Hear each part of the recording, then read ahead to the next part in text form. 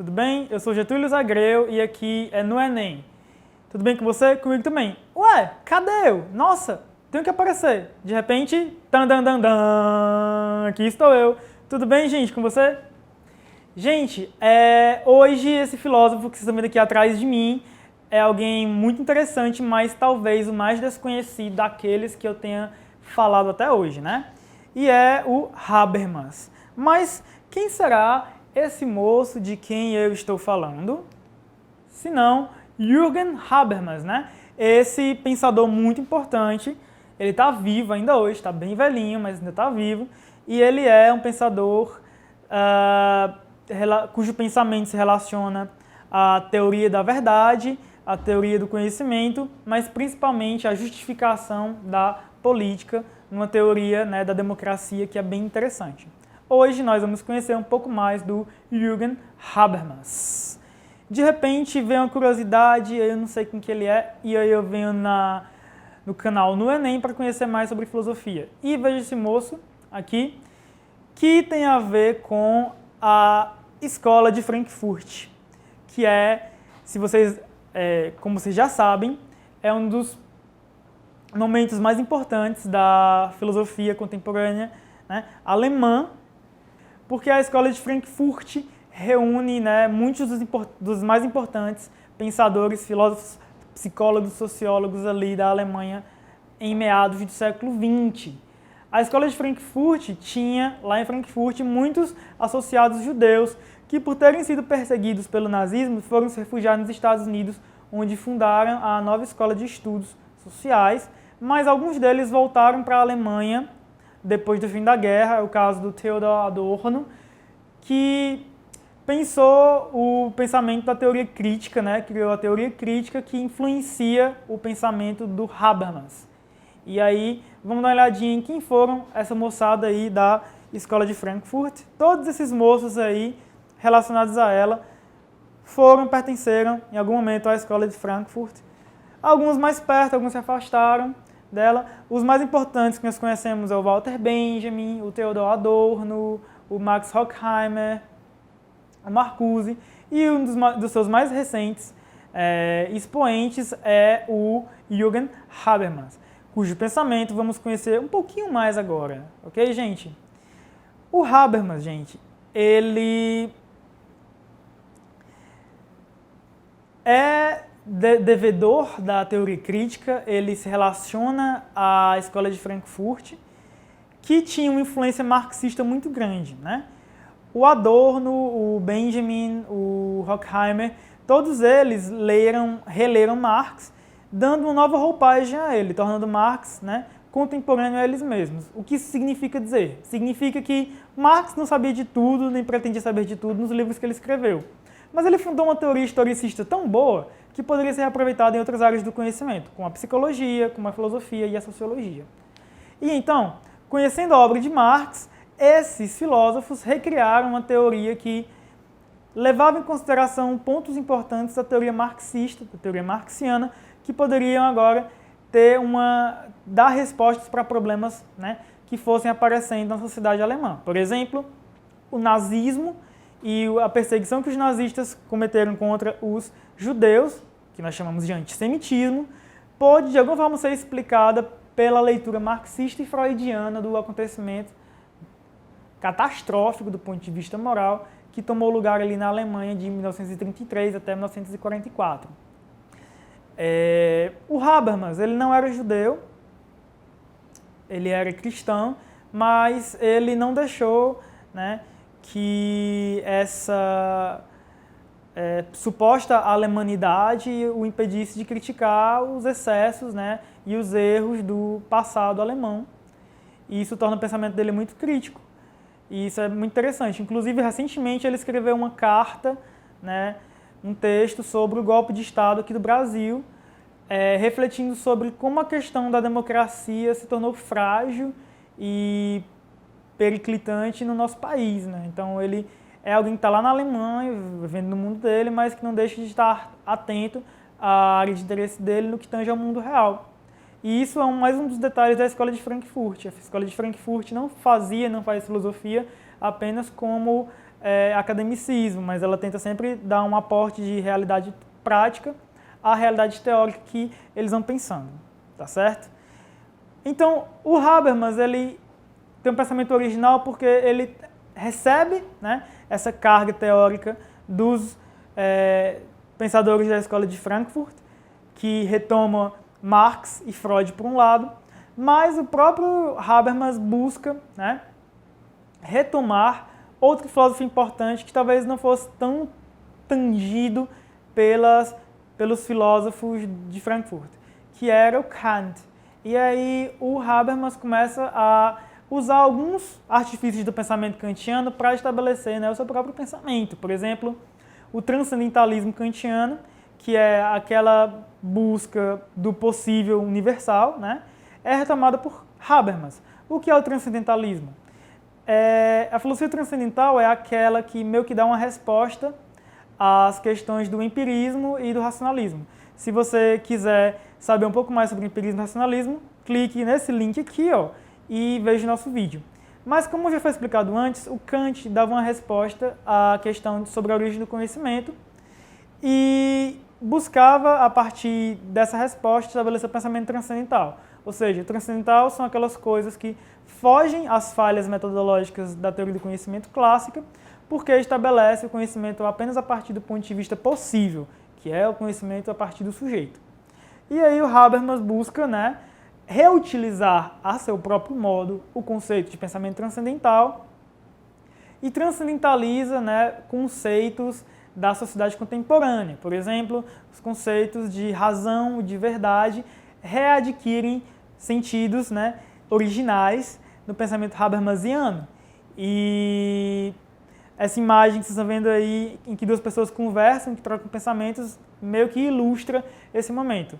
Porque, tanto para o Habermas como para o Kant, só existe qualquer conhecimento se ele for a partir das faculdades do conhecimento. Fora disso, não é possível falar de nada. É a coisa em si e dela não podemos falar. Só podemos falar do mundo fenomênico, que é o mundo para nós. E aí, como ficaria, né, essas noções se transpostas para o mundo da política? Esse é um pensamento muito interessante.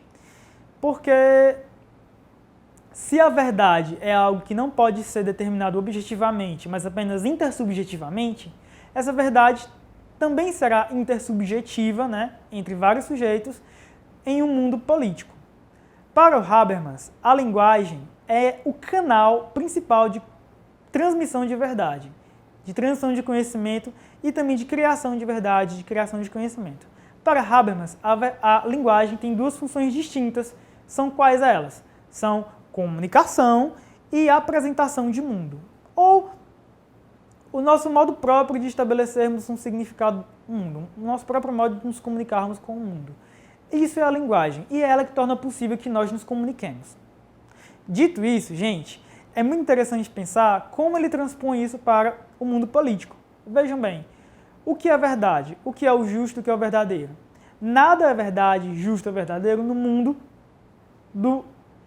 da coisa em si. Porque esse mundo não pode ser atingido, a gente não consegue ver uma coisa estando fora do nosso cérebro, a gente não consegue ver as coisas do nosso ponto de vista. Portanto, do nosso ponto de vista, as coisas serão verdade se a gente concordar sobre essa verdade, se a gente estabelecer um conhecimento consensual. É isso que o Habermas chama de uso da razão comunicativa. A razão ela não é instrumental, a razão ela não é transcendental, mas a razão ela é comunicativa. Ela se estabelece, né, universalmente a partir da linguagem, portanto, a partir da comunicação. Nesse sentido, o Habermas estabelece que, mesmo com as nossas limitações biológicas, né, que nos permitem ver apenas uma certa frequência de cores, ouvir apenas uma certa frequência de sons, apesar disso, nós temos acesso a parte da realidade. E essa parte da realidade que nós temos acesso torna-se comunicável. Uma vez comunicável, nós conversamos e decidimos, a partir do nosso consenso, o que é melhor para fazer. O que é mais verdadeiro, o que é mais justo. E essa é a ligação que o Habermas faz com a democracia. Agora eu vou sumir para a gente escrever aí rapidinho. Porque vejam só, o o Habermas estabelece uma relação entre razão, verdade e linguagem. Então, do ponto de vista da divisão entre mundo teórico e mundo prático, existe aqui uma relação entre a verdade que a razão comunicativa estabelece. Vejam só, algo se torna verdadeiro quando comunicado entre todos os membros dialogantes de uma comunidade linguística, e transpondo isso para o mundo prático, chegamos a uma questão muito legal.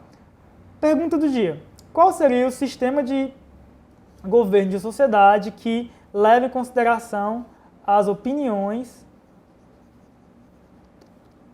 e os argumentos de todo mundo? Bem, se você já percebeu, estamos falando aí de democracia. O Habermas é um grande defensor da democracia e do consenso, do diálogo, e busca lá no Kant, lá na Escola de Frankfurt, os fundamentos teóricos para justificar, né, por que a democracia é a melhor, a mais verdadeira e a que nos dará mais garantia de sobrevivência, né, porque ela é o melhor tipo de governo que nós podemos ter. Porque nós somos naturalmente seres que dialogam, naturalmente seres que expressam a racionalidade pela linguagem e naturalmente seres que se comunicam. Logo, se nós somos uma comunidade de seres comunicantes, a democracia é o único sistema que vai atender da melhor forma possível a todos os seus membros. E aí, gente, sabendo de tudo isso, como será que nós resolveríamos uma questão do Habermas no Enem? Vamos só antes disso dar uma olhada no nosso resumo. Aí, ó. Habermas se liga à teoria crítica da Escola de Frankfurt, tá, gente? E retoma pensamentos do Kant para a sua teoria do conhecimento, que estabelece a linguagem como comunicação e apresentação de mundo. O conhecimento, portanto, é uma crença justificada, e essa justificação acontece apenas pela argumentação, apenas pela comunicação, pela expressão exaustiva e pela retomada de argumentos entre os membros da comunidade que se comunica, a comunidade linguística. Essa comunidade de seres comunicantes racionais determina o critério de verdade e, portanto, a argumentação estabelece o que vai ser verdadeiro ou não, que vence o melhor argumento. Essa é a razão comunicativa que desemboca no jogo democrático. Agora eu vou sumir, pam, pam, pam, pam. E temos essa questão que pergunta: diz Habermas, no Enem de 2014, uma norma só deve pretender validez quando todos os que possam ser concernidos por ela cheguem ou possam chegar, enquanto participantes de um discurso prático, a um acordo quanto à validade dessa norma. Ou seja, nós só podemos estabelecer uma norma se todos pudermos chegar a um acordo sobre essa mesma norma. Uma norma não será legítima, uma lei não será justa se todos não tiverem tido acesso à sua formulação. Segundo Habermas, a validez de uma norma deve ser estabelecida pelo ou pela a. liberdade humana, que consagra a vontade, b. razão comunicativa, que requer um consenso, d. conhecimento filosófico, que expressa a verdade, d. ciência que aumenta o poder do homem, e e. poder político que se concentra no sistema partidário. Qual item você escolheria, meu caro aluno, minha cara aluna, meus amigos?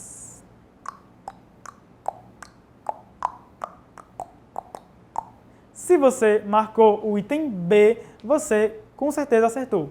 Porque, vamos dar uma olhada nos itens lá atrás, ó. Poder político que se concentra no sistema partidário não aparece nesse texto, né, gente? Nem ele está falando da técnica científica, nem do conhecimento filosófico. Ele está falando que uma norma só pode ser válida se todo mundo que vai ser atingido por ela puder decidir sobre ela. Não se trata de liberdade humana, porque essa liberdade humana não consagra a vontade, né? Não nesse caso. Sobra, entanto, a razão comunicativa, que requer um consenso, ou seja, algo só se torna verdadeiro no mundo científico por consenso, e algo só se torna válido no mundo jurídico, no mundo político, no mundo prático, se houver um consenso.